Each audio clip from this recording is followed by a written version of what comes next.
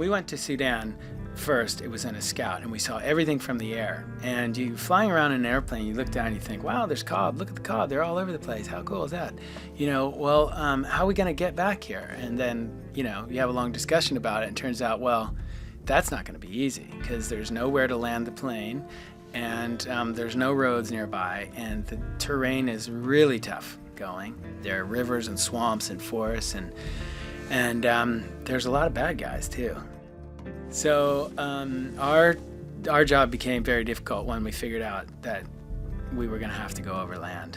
Essentially, we mounted an expedition, and that expedition had vehicles leaving from Nairobi and vehicles leaving from Juba in southern Sudan. 2 Land Cruisers and 2 Mercedes-Benz big trucks, 4-wheel drive big trucks.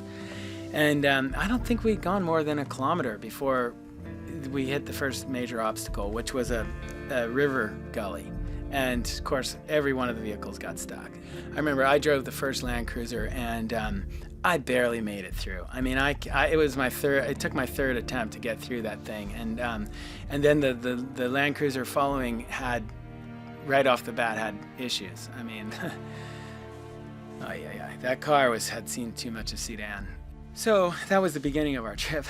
But from there, it just got worse and worse. I mean, the mud that every day we were getting stuck in mud, and it was taking us, every tool and everything every person and every other vehicle we had to pull each vehicle through these muddy places and river crossings.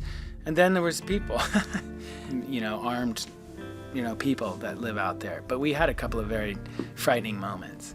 One in particular was in the dark. I was driving, and we're just really following what was a cattle trail. And suddenly, in front of my headlights, steps all these soldiers, ragtag soldiers with their, weapons pointed straight at us. And ambush in the dark, your heart stops, and you just think like, well, this is it, There's nothing we can do. What do they want, They're gonna take everything from us? They're gonna leave us alive or not? Well, there was some tense moments there, and the Land Cruiser behind us was full of soldiers.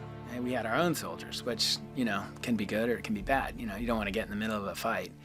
But turns out all these guys were on our side. They just didn't know it, and we didn't know it, and everything was cool. So, whew, a lot of drama, no action. But in the end, we gave them a bunch of food, and they sort of made us camp with them. We gave them food, and then in the morning we were on our way.